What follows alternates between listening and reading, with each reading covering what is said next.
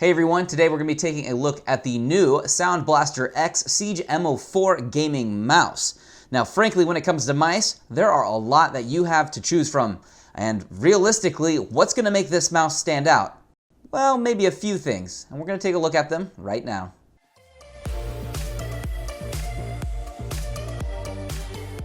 So to start things off, we need to look at the mouse. And look, I have found it. Let's look at it. First thing you may notice is the hella crazy lighting on this thing. It is gorgeous. One of the prettiest mice lighting systems I've actually ever seen. We're going to get into that a little bit more in just a second, but overall it might be something you've noticed. The first thing we want to talk about is just the design and the size and the feel and everything. First off, I like the size of this mouse. Personally, I like my mice to be just a little bit bigger. Hand fits it really, really well, which I personally like. I don't have to do the spider claw grip thing where you have to like put your hand above it if it's a small mouse. That's annoying, and we don't want that. You can put your hand on this mouse. It's good. It's also a very comfortable mouse because of the way it's shaped. It's not probably the most shapely mouse to fit your hand perfectly, but it's shaped nicely so it feels good in your hand. It also has a nice soft touch plastic on it that kind of helps cover up any kind of fingerprints you might get on it too. Although you'll get a little bit of oil on your mouse, your hand's on it all the time. It's gonna happen.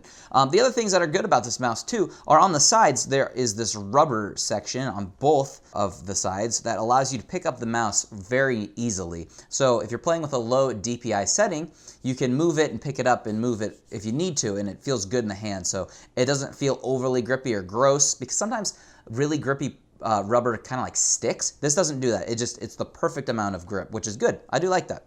So the buttons themselves too are also alone and not part of the lower back portion of the curve, which is a feature I personally like. Anytime you get individual buttons, that can be a good thing because that means the clicks are more consistent and the click rate through the whole button itself is just going to be better overall. If it's connected all throughout the back, you can sometimes click when it's on the back if you have a mouse that's shaped that way, and you might accidentally click and that's not what you want. So you have better control with individual buttons. There are buttons on the thumb side that you can click. Obviously, you can do your web pages forward and back. They click really nice. There's also this third button up here that doesn't seem to do anything when I click on it, and I haven't programmed it yet, but it does make everything turn white on the bottom, which is kind of cool, I guess, but you can program that to what you would want it to do.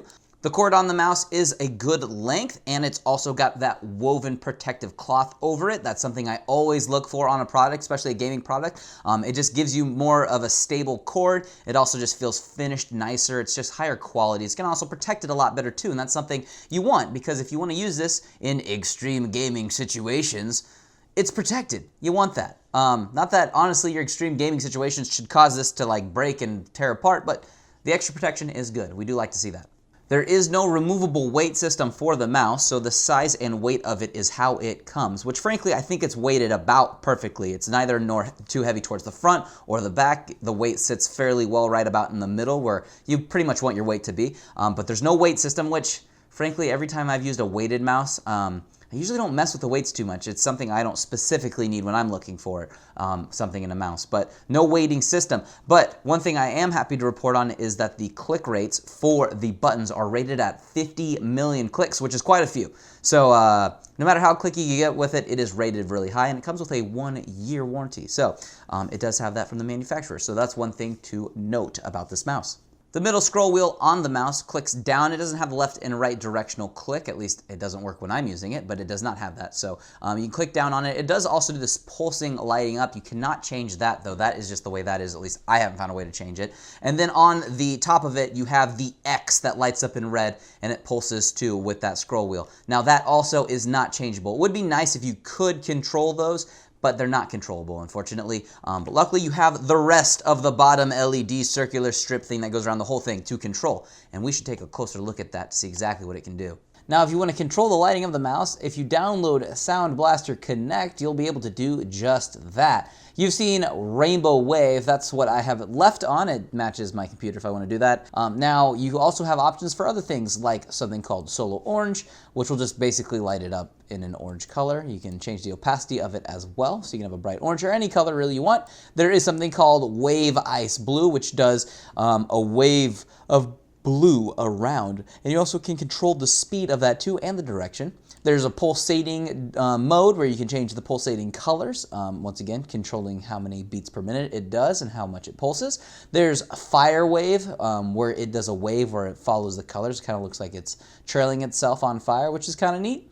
There is a wave of green and a wave of blue. Once again, controlling the direction and the speeds of all of these. It's really, really easy to control and do. There's moods where you can change the colors of all of these and kind of get a moods. There's no speed for that or direction. It's just a solid set color. And then, of course, there's personal, where you can control if it's solo or mood or pulsate or wave, directions, all the colors. They're split up in those individuals too that you saw if you want to do that with the moods. And it's really, really, really simple to use and very effective. So you have all types of choices and colors and opacities. So do what your heart desires when it comes to what colors you want your mouse to do, and it will do it for you. And there you have it. We just looked over the Sound Blaster X Siege MO4 mouse. I want to know what you guys think about it down below in the comments. If you have any questions too, leave them down there as well. In the description, you'll find a link about this product, and you can learn more about it. Also, my Amazon affiliate link is down there too if you want to check that out, and all of my social media stuff. So be sure to follow me and check all that fun stuff out. Besides that, we're going to be seeing another review coming up very shortly in the future for this keyboard. Look forward to that. It's going to be great. Other than that, I guess I'll just see all of you guys real soon.